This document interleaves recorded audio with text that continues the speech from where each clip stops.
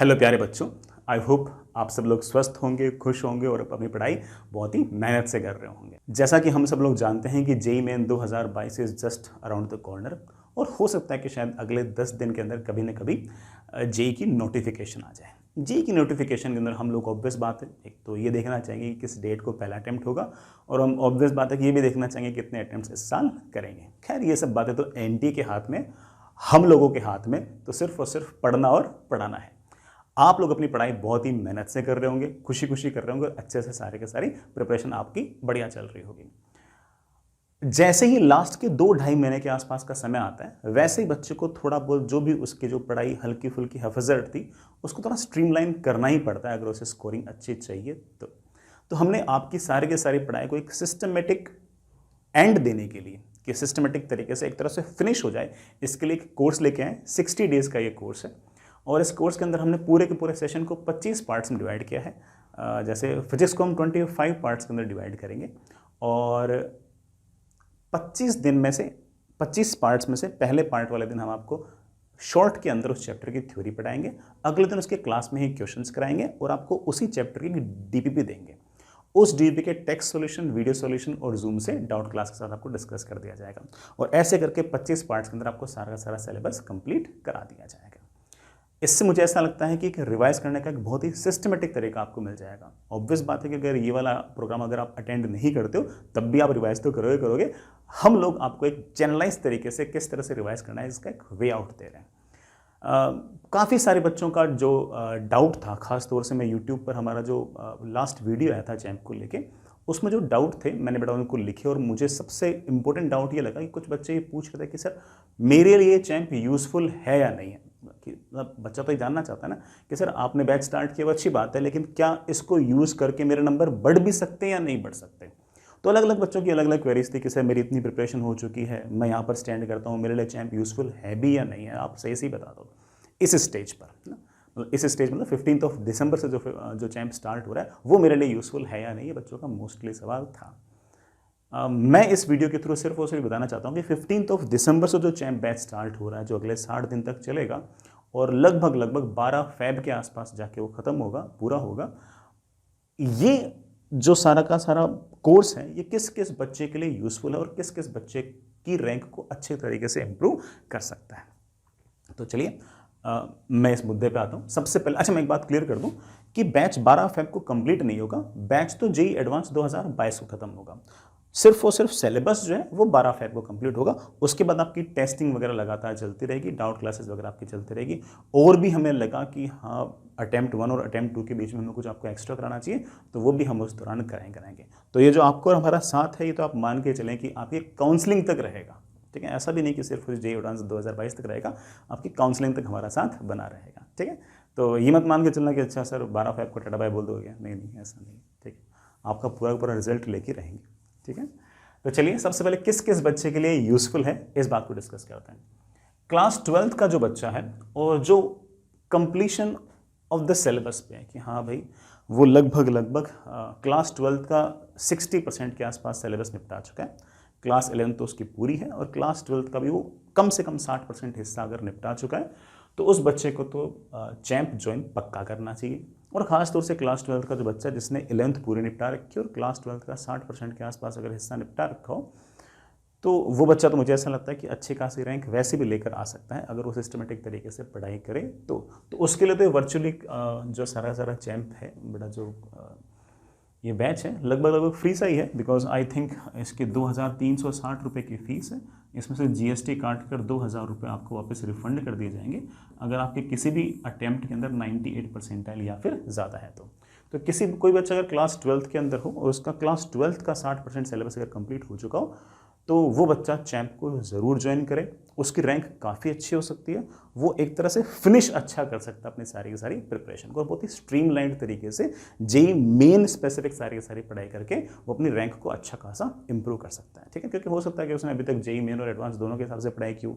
कुछ टॉपिक्स हो सकता है कि जेईई मेन स्पेसिफिक ऐसे हो जो उसके कमज़ोर हो, तो अगर वो आखिरी के इन 60 दिनों के अंदर हमारे साथ अगर रहता तो मुझे ऐसा लगता है कि उसकी रैंक अच्छी खासी इंप्रूव हो सकती है और अपनी वो जो सारे के सारे जो एक तरह से उसकी जो जर्नी थी, जो मैराथन थी, उसका जो फाइनल स्टेज है उसमें वो अच्छे तरीके से फिनिश कर सकता है। सकता है। तो उस बच्चे को तो पक्का ज्वाइन करना ही करना चाहिए, और उसके लिए तो वर्चुअली ये एक तरह से फ्री सा ही कोर्स है, ठीक है, अगर वो 98% ले आता है तो, और मुझे लगता है कि वो ले आएगा।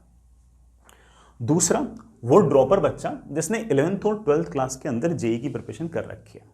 जिस बच्चे ने 11th और 12th क्लास के अंदर जेई की प्रिपरेशन कर रखी है और अब ड्रॉप किया है, उस बच्चे को हर चैप्टर का एक बेसिक आइडिया तो है ही, उसे फॉर्मूले वगैरह पता है, उसे बेसिक कॉन्सेप्ट्स पता है कि हाँ यार कौन सी चीज़ कैसे कैसे होती है, और उसने जेई मेन का एग्जाम भी दे रखा है। ही नोज दैट कि व्हाट जेई आस्क्स, और वो कहाँ कहाँ लैग करता है। वो बच्चा भले ही इस साल सिलेबस में कहीं पर भी हो, अगर वो इस चैम्प को अगर ज्वाइन करता है तो मुझे ऐसा लगता है कि इस चैम्प के पूरे सिलेबस को और पूरे चैम्प के जो पेस है उसके साथ वो बड़े आराम से पढ़ सकता है, और इससे पढ़कर वो एक तरह से सारे के सारे फॉर्मूले वापस से रिकॉइल करना और क्वेश्चन से कर करके अपनी स्पीड को बड़े आराम से बढ़ा सकता है। हो सकता है कि उसकी जो पढ़ाई इस साल ड्रॉप ईयर के अंदर अगर हल्की फुल्की ऊंच नीच भी रही हो तो उसको बड़े आराम से वो फिल कर सकता है। तो ड्रॉपर बच्चा जिसने 11th और 12th क्लास के अंदर जेई की प्रिपरेशन कर रखी है, हर चैप्टर का एक बेसिक आइडिया उसको है, और भले ही ड्रॉपर ईयर के अंदर वो हो सकता है कि उतना ज़्यादा सिस्टमेटिक ना रहा हो, क्योंकि ड्रॉपर बच्चा कई बार तो ऐसा है कि 2-3 महीने तो ऐसे निकल जाते हैं कि अरे यार ड्रॉप करूँ नहीं करूँ, ये वाली कॉलेज अच्छी है बुरी है, तो हो सकता है कि वो उतना ज़्यादा सिस्टमेटिक तरीके से ना पढ़ पाया हो। तब भी अगर उसने 11th-12th क्लास के अंदर अगर ठीक ठाक चैप्टर्स का आइडिया है तो वो बेझिझक बड़े आराम से इसको कोर्स को ज्वाइन करें, और अगर वो इस कोर्स को ज्वाइन करता है और मेहनत करता है बढ़िया से, ठीक है, अगले 60-70 दिन को अच्छे तरीके से यूज़ करता है, तो बड़े आराम से अच्छे खासी परसेंटाइल ला सकता है। अगेन 98 परसेंटाइल से भी ऊपर आता है तो बड़ा, जैसे मैंने आपको कहा कि आपकी जो सारी फीस है वो रिफंड कर दी जाएगी। एक जो फ्रेश ड्रॉपर है, मेरे फ्रेश ड्रॉपर कहने का मेरा मतलब है कि जिसने 11th-12th क्लास सिर्फ और सिर्फ बोर्ड लेवल की ही पढ़ाई की है, ठीक है, जिसने जेई की कोई प्रिपरेशन नहीं की, हाँ अब वो ड्रॉप कर रहा है, लेकिन उसने ड्रॉप करते करते करते लगभग आधा सिलेबस या आधे से ज़्यादा सिलेबस निपटा लिया है। वो बच्चा भी बड़े आराम से चैंप के बैच को यूज़ कर सकता है। अब बच्चा ये सोचेगा कि सर मैं तो 50% सिलेबस निपटा के बैठा हूँ और आप तो सर अभी से रिवाइज करना स्टार्ट करो, तो सर मेरा क्या फ़ायदा है। यार आज तो तुम 50% सिलेबस कंप्लीट करके बैठे हो, लेकिन जिस दिन तुम जेई का फर्स्ट अटेम्प्ट दोगे तब तक तुम्हें कम से कम 80% सिलेबस तो यार करना ही होगा ना। 80% से कम तुम काम नहीं चलेगा, तो 80% तो तुम एटलीस्ट करना चाहोगे। अब हम जब चैंप स्टार्ट करेंगे तो ऑब्वियस बात है कि ऐसा तो है नहीं कि पहले ही दिन 2500 सेशन करा देंगे हमें भी तो 25 सेशन कराने में 2 महीने लगेंगे। तो जब हमारा 25वां सेशन 2 महीने बाद आएगा तब तक तो तुम वो वाला चैप्टर जहाँ कहीं भी पढ़ रहे हो, चाहे वो यूट्यूब से पढ़ रहे हो, चाहे अपने किसी ऑफलाइन कोचिंग से पढ़ रहे हो या किसी ऑनलाइन कोचिंग से पढ़ रहे हो, तो वहाँ पर उस टाइम तो तुम्हारा कंप्लीट हो चुका होगा। तो अगले 1 महीने के अंदर भी जब तक हमारे 25 में से लेट से 12 सेशन कंप्लीट होंगे, उस 1 महीने के अंदर भी तुम्हारा जो 50% सिलेबस है वो 50% थोड़ी रहेगा, वो लगभग 60% के आसपास पहुंच जाएगा। अगले 15 दिन के अंदर हो सकता है कि बेटा तुम्हारा जो सिलेबस कंप्लीशन है वो 70% के आसपास पहुंच जाए। तो हमारा ऐसा तो है कि सिर्फ और सिर्फ 15 तारीख को सारे लेक्चर्स आ जाएंगे। बैच तो 15 दिसंबर से लेकर 12 फेब तक सारे के सारे लेक्चर्स आएंगे।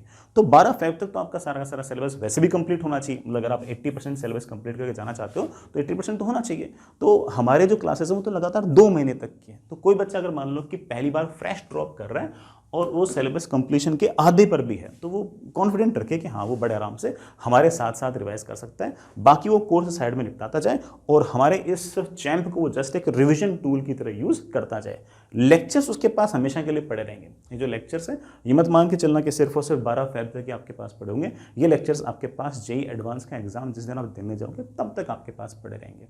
तो आप उसको बाद में भी यूज़ कर सकते हो। लेकिन जो बच्चा 50% सिलेबस करके बैठा है और 11th-12th क्लास उसमें जेई की प्रिपरेशन नहीं कर रखी, वो बच्चा भी इसको यूज़ कर सकता है। हाँ 50% से भी कम सिलेबस कंप्लीट हो फिर तो मैं उससे कहूँगा कि हाँ यार एक बार आप कम से कम सिलेबस कंप्लीट कर लें। लेकिन जिसने 50% कर रखा है वो अगले 2 महीने में ऑब्वियस बात है 70% के आसपास 80% का सिलेबस वैसे कंप्लीट कर लेगा।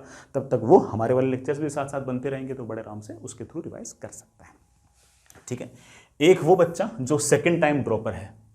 जो सेकेंड टाइम ड्रॉपर है उसने ऑब्वियस बात है कि फर्स्ट टाइम जब ड्रॉप किया था तब उसे चैप्टर्स का एक बेसिक आइडिया लग चुका है और इवन उसे ये भी पता है कि what works and what doesn't. उसे एग्जैक्टली पता है कि यार ना जेई में मैं कहाँ लैग कर गया था और मुझे क्या एक्स्ट्रा करना है। तो इस बच्चे को तो ऑब्वियस बात है कि चैंप पक्का यूज़ करना चाहिए और उसकी रैंक तो अच्छी खासी शूट कर सकती है, अच्छी खासी बेटर हो सकती है। तो मैंने किस किस को एक्सक्लूड किया है? ऑफकोर्स एक तो मेरा वो बच्चा जो क्लास 12th के अंदर और बिल्कुल पढ़ाई नहीं की, ठीक है ना, और बहुत ज़्यादा बैकलॉग है और पहले दूसरे चैप्टर में इलेक्ट्रोस्टैटिक्स में या फिर ऑप्टिक्स वगैरह में, तो बड़ा ठीक है वो बच्चा तो ऑब्वियस बात है कि एक बार थोड़ा सा टर्म 1 टर्म 2 वगैरह ये सारा काम निपटा है। एक वो बच्चा जो पहली बार जो ड्रॉप कर रहा है और 11th-12th क्लास के अंदर जिसने जेई की किसी प्रकार की कोई प्रिपरेशन नहीं की है, उसे किसी चैप्टर को पहले से कोई बेसिक आइडिया नहीं है और वो 50% से कम सिलेबस करके बैठा है, वो हो सकता है कि इस स्टेज पर 15 दिसंबर को जो बैच स्टार्ट हो रहा है उसके अंदर शायद कोप अप ना कर पाए। बाद में जब स्टार्ट होगा तो हो सकता है कि उसके साथ वो कोप अप कर पाए। लेकिन अगर 50% या उससे अगर ज़्यादा सिलेबस कंप्लीट है फिर तो बच्चा बड़े आराम से कोप अप कर सकता है, हमारे साथ साथ चल सकता है, क्योंकि जब तक उसका सिलेबस कंप्लीट होगा तब तक हम भी आखिरी के टॉपिक्स तक पहुंच जाएंगे, तो वो बड़े आराम से मैनेज कर लेगा। सेकंड टाइम ड्रॉप आउट को सोचना ही नहीं, उसे सारे के सारे चैप्टर का एक बेस का आइडिया है ही है, वो तो रिवाइज करना चाहता है। जब वो खुद रिवाइज करेगा इससे अच्छा हमारे साथ रिवाइज करें। एग्जैक्टली वी नो कि what to teach, how to teach, क्या रिवाइज करना चाहिए, क्या नहीं करना चाहिए, क्या अवॉइड करना चाहिए, कम से कम टाइम के अंदर बेस्ट क्या किसी बच्चे से आउटपुट निकाला जा सकता है। तो यही बात थी। चलिए और भी कोई डाउट वगैरह हो तो इस वीडियो के कमेंट बॉक्स के अंदर लिख देना, मैं रिप्लाई करने की कोशिश करूंगा। कोई इंपॉर्टेंट बात हुई तो मैं उस पर वीडियो भी बना दूंगा। चलिए खुश रहिए, मस्त रहिए, ऑल द बेस्ट।